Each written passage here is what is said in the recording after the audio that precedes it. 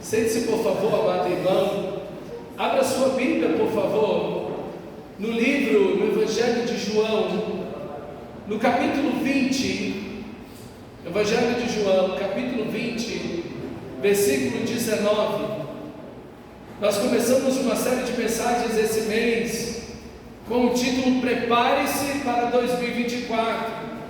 Faltam aí 2 semanas para terminar o ano. Que bênção, não é verdade? Que coisa maravilhosa. Quando nós terminamos o ano, é uma grande bênção. Quando nós começamos o ano, é também uma grande bênção. Bênção pelo ano que foi, né? A bênção de ter vivido, apesar das lutas, problemas, enfim. Temos tanto a agradecer ao Senhor por atravessar mais um ano, mas bênção também pelo novo ano que virá, ok? Pelo novo ano que virá. Então, veja, é sempre importante na nossa vida, seja atravessando um ano, às vezes numa idade específica, por exemplo, há 18 anos, né? Só começa a pensar o que eu vou fazer da vida, a minha profissão. Quando você chega aos 50, é outra idade importante para você parar e pensar. Eu tenho alguns anos de vida ainda, eu tenho algumas décadas de vida, o que eu vou fazer com esse tempo? Aposentadoria, enfim, existem momentos da vida que a gente tem que parar e refletir. Às vezes, situações de doença, de enfermidade, dão uma pausa na nossa vida. Às vezes um evento que foi mais incisivo, mais forte, deve fazer a gente parar e falar: opa, calma aí, gente, como é que eu estou levando a minha vida? Como é que eu estou caminhando? Como é que eu estou seguindo? Para onde eu estou indo? Será que eu estou vivendo a vontade de Deus? Será que é esse o caminho que Deus tem para mim? Então esses momentos são sempre muito especiais para a gente. E meditando com vocês na semana retrasada no livro de Ageu, a gente viu que normalmente a gente faz esse tipo de análise, né, de uma forma muito superficial, e acaba que a gente perde muito da reflexão, de mudanças, e a gente vai arrastando muitas vezes de um ano para outro, de etapas da vida para outras etapas, os mesmos problemas, os mesmos pecados, cometemos os mesmos erros. No lugar da gente avançar em direção daquilo que é a vontade de Deus, a gente fica muitas vezes patinando no mesmo lugar, vivendo e cometendo as mesmas coisas de antes. Parece que a gente para e olha assim e fala: cara, não aprendi ainda, olha eu aí cometendo os mesmos erros de sempre. Então a Bíblia vai nos ajudar a fazer uma análise sempre muito profunda da nossa vida. Deus nunca vai te deixar na superfície, ok? Deus nunca vai te deixar na superfície, Deus nunca vai te deixar confortável. Ele sempre vai te levar a pensamentos mais profundos, a reflexões mais intensas, ok? A avaliações mais densas. Deus nunca vai te deixar acomodar. E nesse texto de hoje, de João capítulo 20, versículo 19 em diante, eu queria meditar com você sobre a única maneira de viver em Cristo. Qual é a única maneira de viver em Cristo? E é exatamente o que esse texto vai dizer para mim e para você. É uma pintura belíssima esse texto do Evangelho de João, capítulo 20, versículo 19. Diz assim o texto sagrado: ao cair da tarde daquele primeiro dia da semana, estando os discípulos reunidos a portas fechadas, por medo dos judeus, Jesus entrou, pôs-se no meio deles e disse: Pai seja com vocês. Tendo dito isso, mostrou-lhes as mãos e o lado. Os discípulos alegraram-se quando viram o Senhor. Novamente Jesus disse: Pai seja com vocês. Como o Pai me enviou, assim eu os envio. Depois de dizer isso, soprou sobre eles e disse: recebam o Espírito Santo. Se perdoardes os pecados de alguém, estarão perdoados.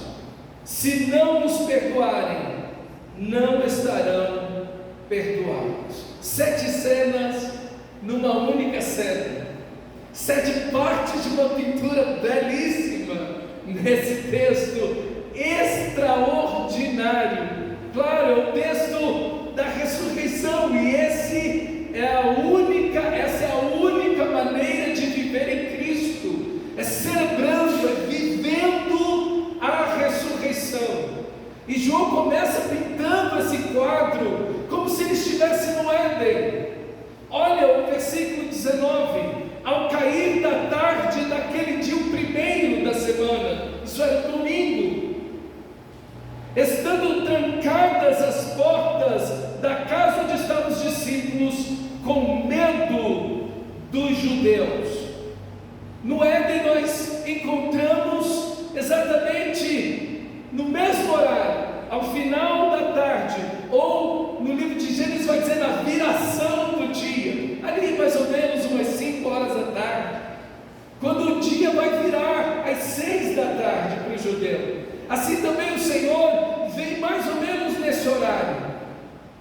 Só que, da mesma maneira, Adão e Eva estão escondidos de Deus, porque pecaram, comeram da árvore do conhecimento do bem e do mal, que Deus diz: no dia que vocês comerem, certamente vocês morrerão.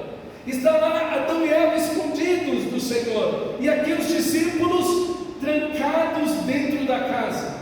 João parece pintar uma cena muito parecida, tanto um quanto a outra, e ali o sentimento é o mesmo dos discípulos e de Adão e Eva. Foi a primeira vez que Adão e Eva sentiram medo, e esse é o mesmo sentimento que está no coração dos discípulos. Eles estavam com medo. E sabe, irmãos, a espiritualidade de Adão e Eva, do pecado, da queda, é o medo da luz, é o medo do amor, é o medo da bondade, é o medo da verdade, é o medo da vida, porque Deus é amor, Deus é a própria verdade, Ele é luz, plena e perfeita, e não há nele treva alguma. E Adão e Eva não estão com medo das trevas, eles não estão com medo do mal, eles estão com medo do amor, eles estão com medo do Deus vivo, do Pai celestial, daquele que é a própria verdade e justiça. E essa espiritualidade de Adão e Eva nos fazem se esconder de Deus.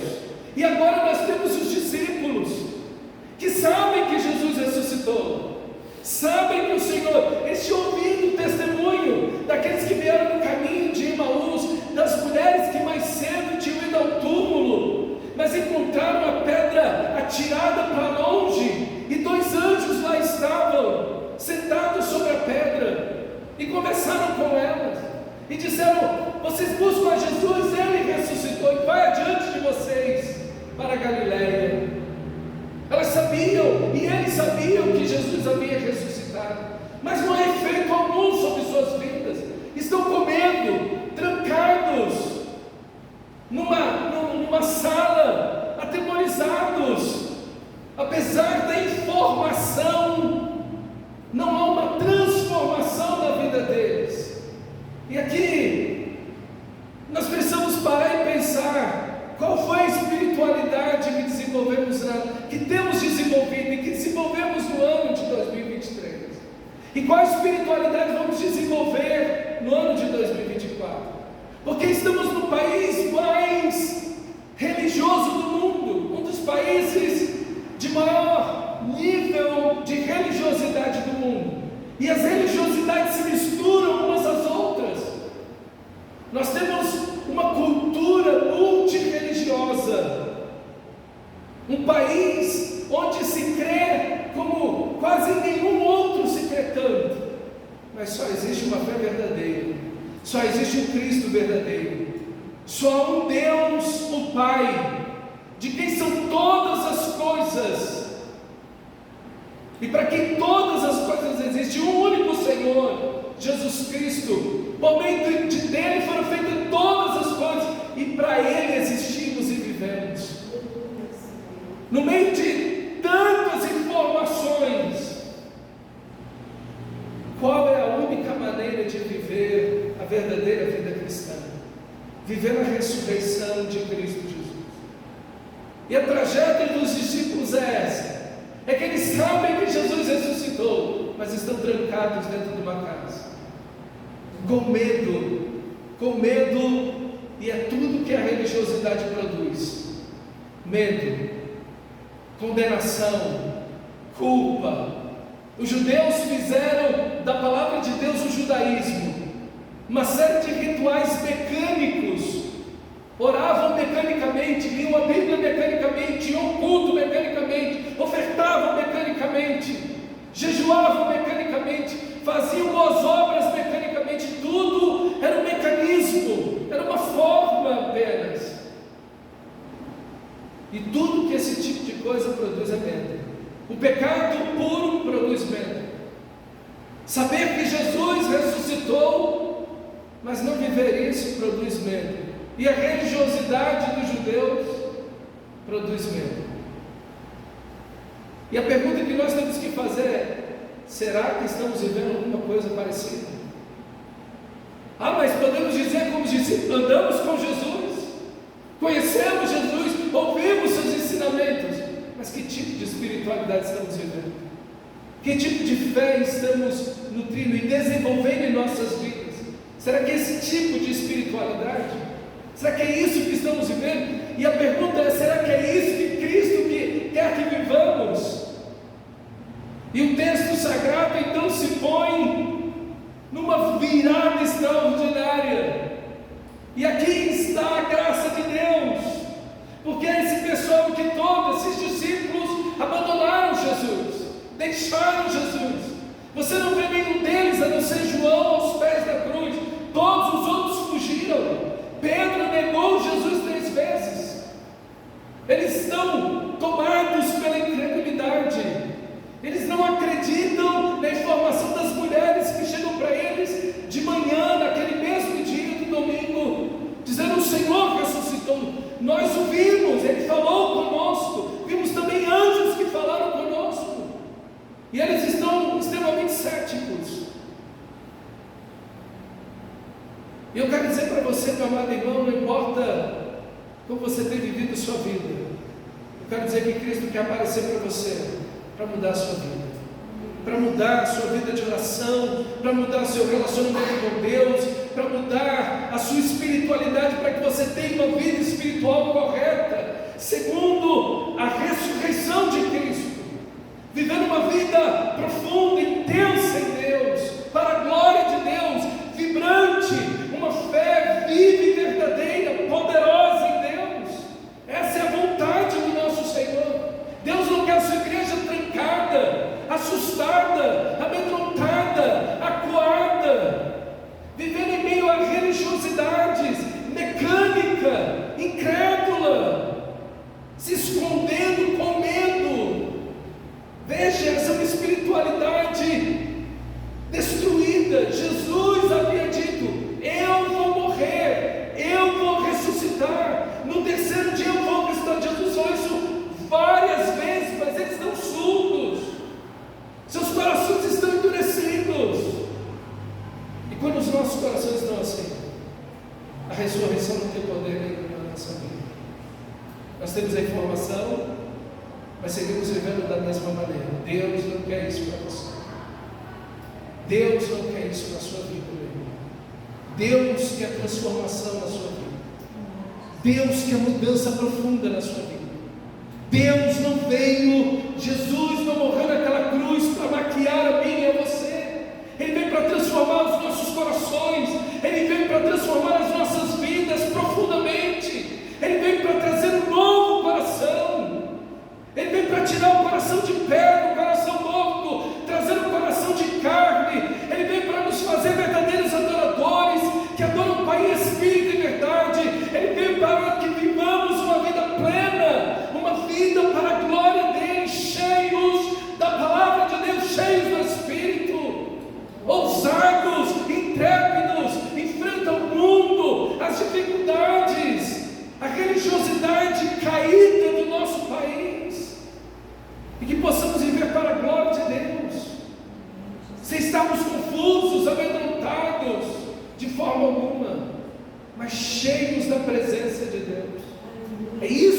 sua fé. E para romper esse ciclo que eles estão, para romper a situação em que eles se encontram, olha o nosso texto. Jesus veio e se pôs no meio deles, dizendo: que a paz esteja com vocês. Que coisa extraordinária! Aqui está a graça de Deus. Ele poderia dizer: poxa, eu andei 3 anos com vocês, vocês viram milagres, vocês viram pessoas ressuscitando, eu ensinei vocês o reino de Deus, vocês mesmos foram instrumentos da graça de Deus para expulsar demônio, curar pessoas. Quantas coisas maravilhosas! E agora o que vocês fazem? Estão incrédulos, trancados dentro de uma casa, morrendo de medo. Quando eu disse para vocês tantas vezes que eu ia ressuscitar, que eu ia morrer e ressuscitar. Mas ele vem e quebra o ciclo do medo, quando ele se apresenta, quando ele entra no quarto da nossa alma, na nossa vida, e se revela para nós e mostra a sua paz, o seu amor, a sua misericórdia para cada um de nós. Bendito seja o nosso Deus, que não nos deixa trancafiados no nosso medo, escondidos. Não, Ele vem para nos libertar, Ele vem para nos dar esperança, Ele vem para abrir as portas e deixar que a luz da glória de Deus entre na nossa vida, porque Deus não quer você trancafiado. Vimos no livro do profeta Ageu que é a vida do relacionamento com Deus que norteia todos os aspectos da nossa vida, inclusive as bênçãos financeiras, como o livro do profeta Ageu descreve no capítulo 1, que eles estavam naquela derrocada, naquela crise financeira que eles estavam vivendo, porque eles estavam preocupados com finos acabamentos em sua casa, enquanto a casa de Deus estava destruída. E desse texto, provavelmente, o Senhor Jesus tira o princípio: buscar em primeiro lugar o reino de Deus, a sua justiça, e as demais coisas serão acrescentadas. É a vida espiritual que vai influenciar, nortear todas as áreas da nossa vida.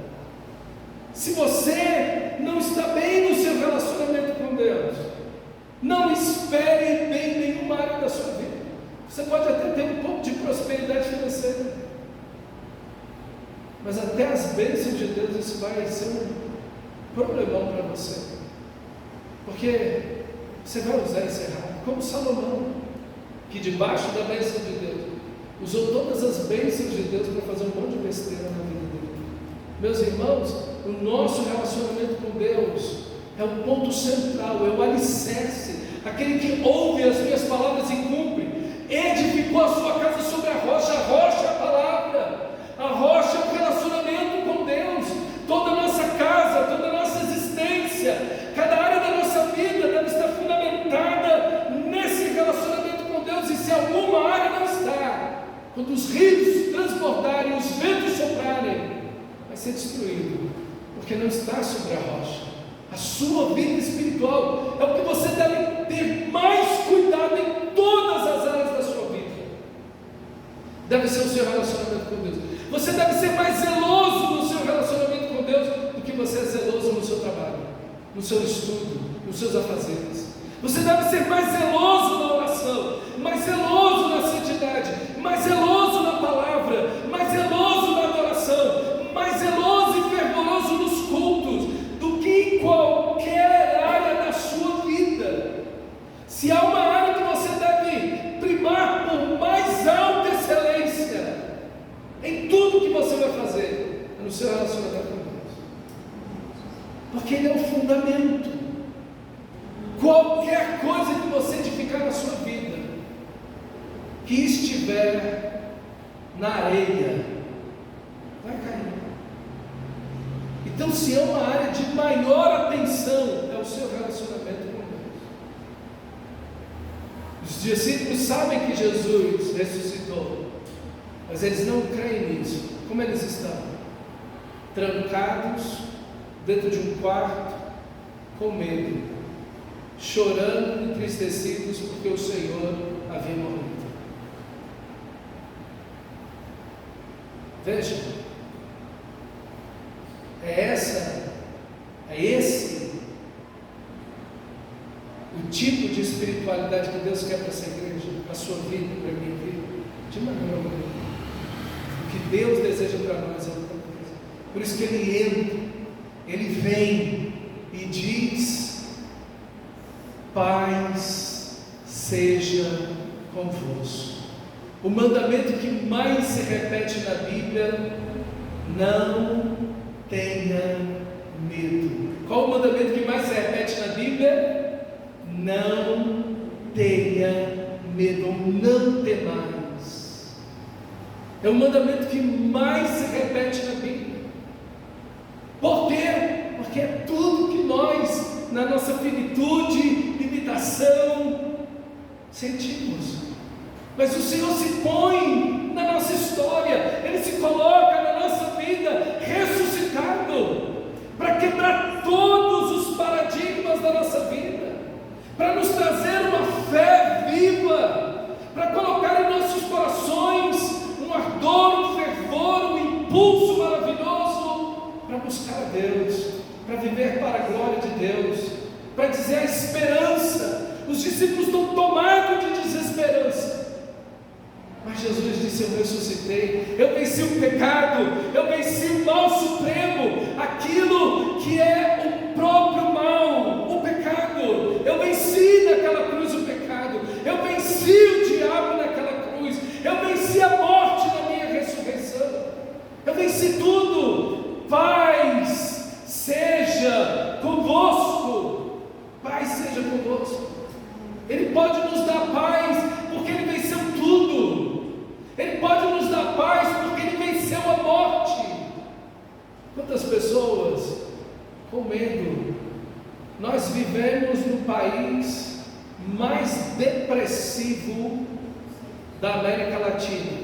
Os nossos irmãos aqui da América do Sul e da América Latina. Qual o país que mais tem gente deprimida? Brasil. É o país mais depressivo da América Latina. E a gente acha que é o país mais feliz do mundo, né? Talvez esse impulso, essa busca por entretenimento, seja apenas um indicativo claro e nítido de um povo sem Deus. Essa ideia de um consumo, essa insatisfação, esse desejo por mais, essa busca por entretenimento, é uma alma vazia, é uma alma sem Deus. E Jesus veio para dizer: paz seja convosco. Paz. Essa palavra eirene do grego, que significa tanta coisa, não apenas ausência de guerra, mas plenitude de vida, alegria, satisfação, contentamento. Plenitude é a vida que Deus tem para mim. Paz é tudo que Deus deseja para a minha vida. Tudo que Deus quis para mim, todos os planos de Deus, toda a vontade de Deus está nessa palavra paz. O relacionamento vivo com Deus. Paz seja convosco. É o que o Senhor Jesus apresenta. E dizendo isso, mostrou as mãos e o lado, os símbolos da vitória, os símbolos do amor, suas mãos cravadas, seu lado traspassado, o símbolo da vitória, o símbolo do amor, o símbolo da misericórdia, o símbolo de que os teus pecados, cristão, todos eles foram perdoados naquela cruz, o símbolo da misericórdia, que Ele assumiu a sua culpa naquela cruz, o símbolo de que você tem a vida eterna em Cristo Jesus, nunca perecerá, mas viverá eternamente ao lado do seu Senhor. A vida eterna está operando em você, as marcas de Jesus na cruz, mas essas marcas sendo apresentadas pelo Cristo que ressuscitou, o Cristo que venceu a morte. nós, porque todos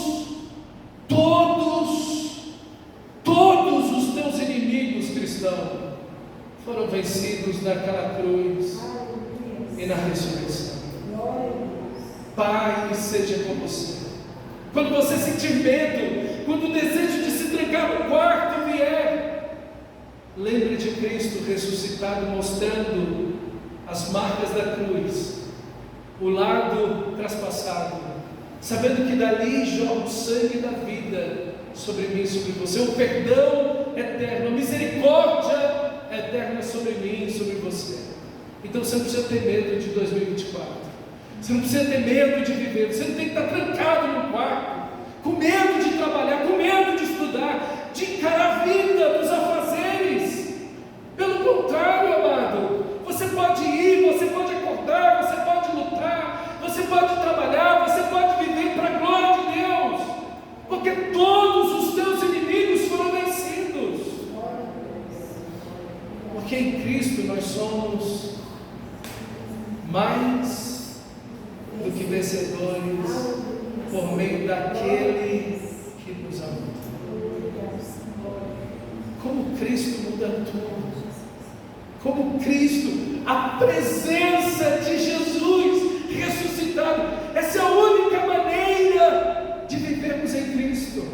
É entendendo que Ele morreu, é entendendo que Ele ressuscitou. É quando nós devemos anunciar. É por isso que esse mesmo Cristo que aparece ressuscitado com as marcas da morte te chama à missão, assim como o Pai me enviou, envia vocês. Óbvio, temos não uma mensagem, mas temos a mensagem a proclamar. Temos esperança a dar a qualquer um. Temos vida a transmitir a qualquer um. Temos a paz de Cristo para os nossos corações, mas para cada um que anunciamos o Evangelho. Então Jesus, de forma recorrente, vai dizer, os discípulos se alegraram ao ver Jesus. Do medo à alegria, da dor à vida. Meus irmãos, que coisa maravilhosa, a presença de Jesus,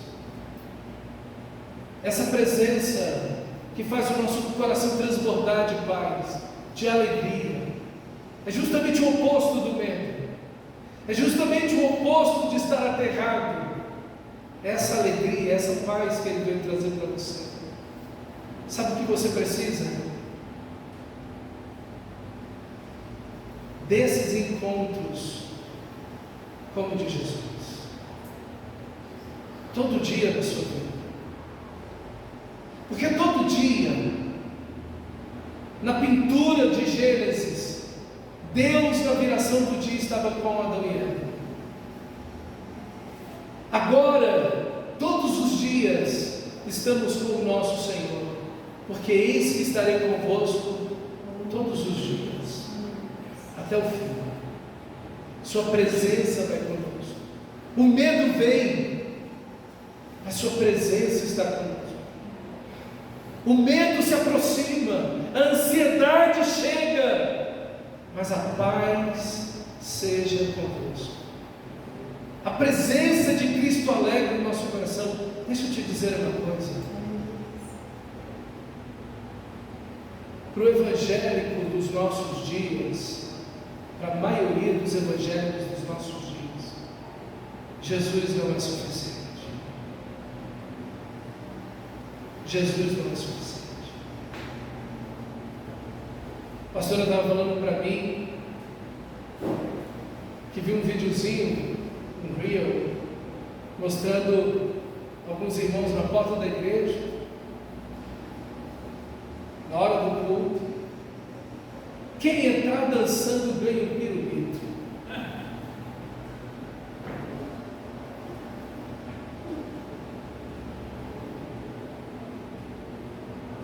Sério isso? É sério?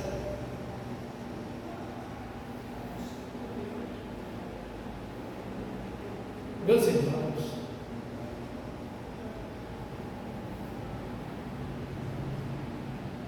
se as pessoas vêm para a igreja por causa disso, ou por qualquer outro subterfúgio que a gente faça dentro da igreja, meu Deus, você não entendeu quem é Cristo. No Evangelho dos nossos dias, Jesus não é suficiente. Precisa do famosão, da famosona, precisa do entretenimento dentro da igreja, precisa de tudo, porque Cristo não é suficiente.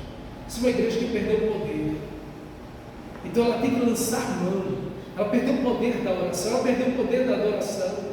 Por isso que tem que ter um monte de coisa acontecendo no culto, para que você se emocione, porque é uma igreja que perdeu o poder, é uma igreja que perdeu Cristo.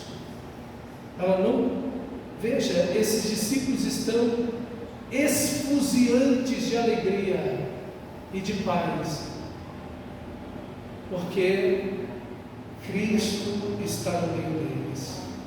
Onde estiverem 2 ou 3 reunidos em meu nome, não precisa de mais nada, querido. Cristo é suficiente. E no momento que Cristo não é mais suficiente, a gente vai lançar mão de um monte de coisa para poder sentir alguma coisa, de ser motivado por alguma coisa, porque Cristo não é suficiente. Aí a gente vai precisar de animador de auditório, o pastor tem que virar o Silvio Santos, ou seja lá o que for. O Silvio Santos já passou, tem tempo. Esses apresentadores modernos, vai ter que ter um monte de coisa de animação, porque Cristo não é suficiente. Meus irmãos,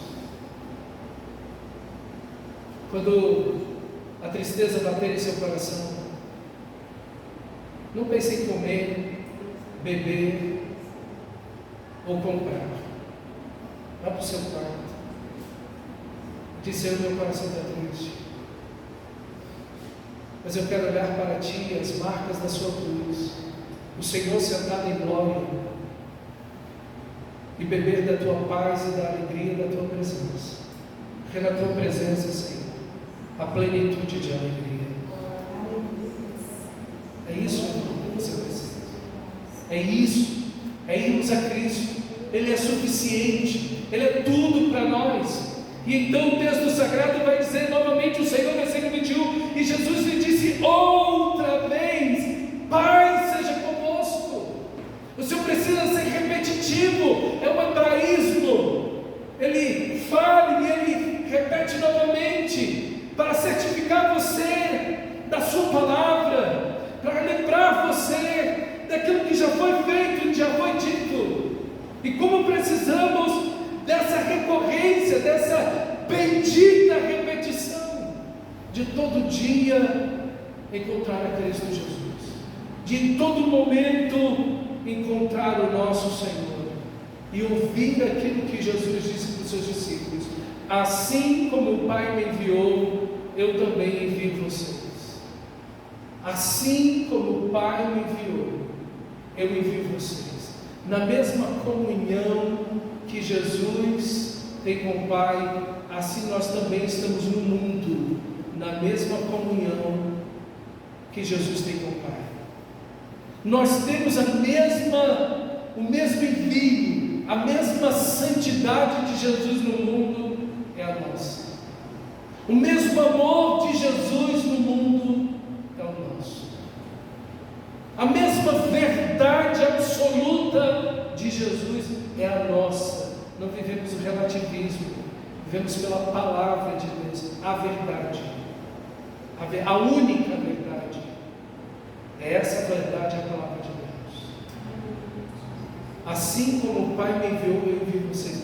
Na mesma comunhão, no mesmo propósito, na mesma missão, no mesmo objetivo de vida. Não importa o que você está fazendo, o seu trabalho, o seu estudo, os seus afazeres, não importa o que você vive, mas que você viva como Cristo. Assim como o Pai me enviou, eu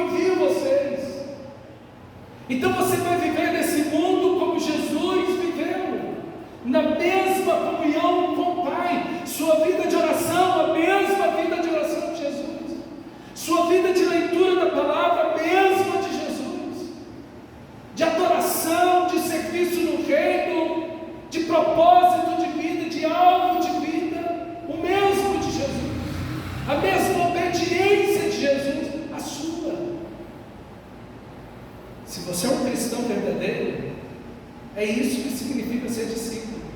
É viver como Cristo, porque fomos enviados exatamente como Cristo foi enviado. E vivemos da mesma maneira como o nosso Senhor. E vemos o mundo, e vemos as pessoas, e vemos o dinheiro, os prazeres e todas as coisas como Jesus viu. E estamos no mundo como Jesus está. A santidade dele é a nossa santidade. A vida dele, a nossa vida. Isso é o que o Senhor nos chama. E ele então apresenta a missão para mim e para você. E havendo dito isso, soprou sobre eles e disse: recebam o Espírito Santo. É claro. Como vamos viver como Jesus?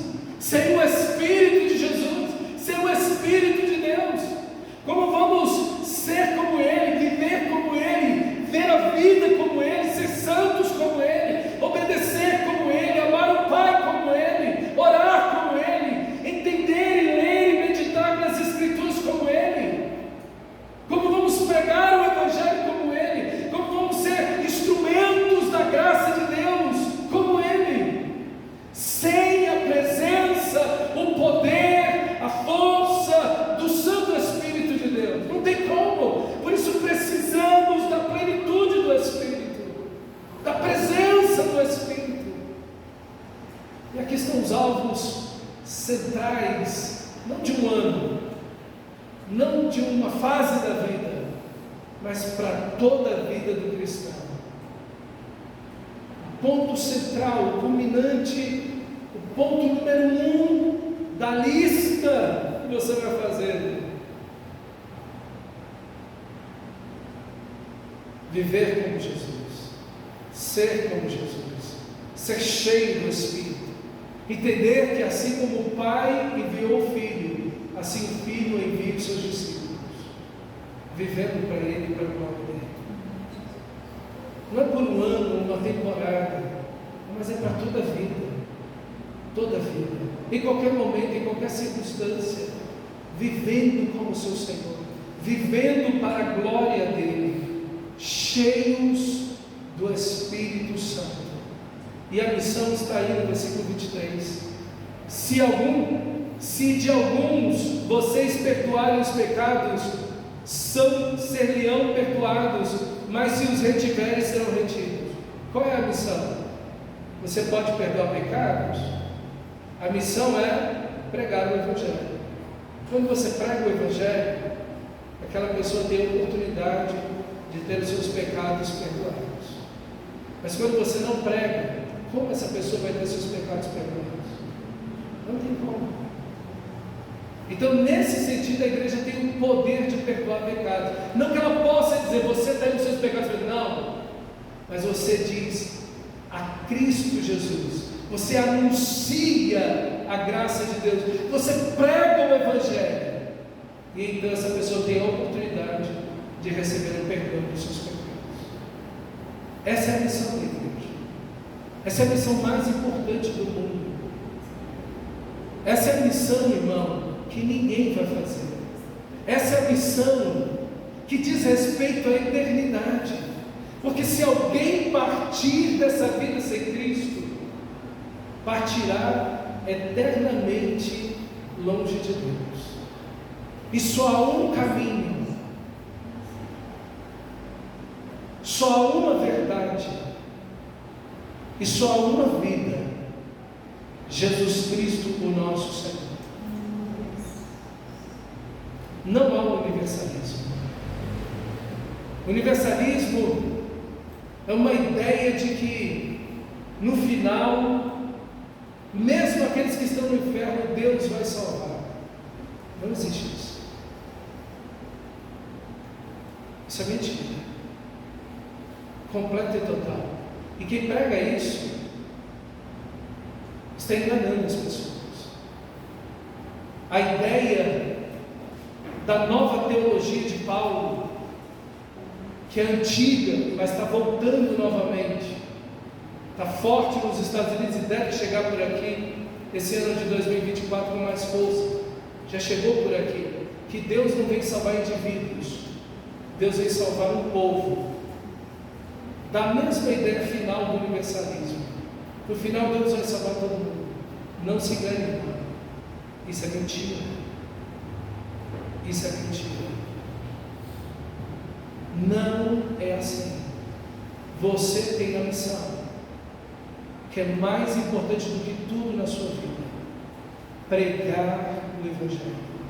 Assim como o Pai me enviou, eu também envio vocês. Vivendo como Jesus e anunciando perdão em Cristo Jesus. Essa é a missão mais importante do mundo. Mais importante do mundo. Pregar o Evangelho a toda criatura. Por quê? Porque o nosso Senhor ressuscitou. Porque Ele vive. Porque Ele vive.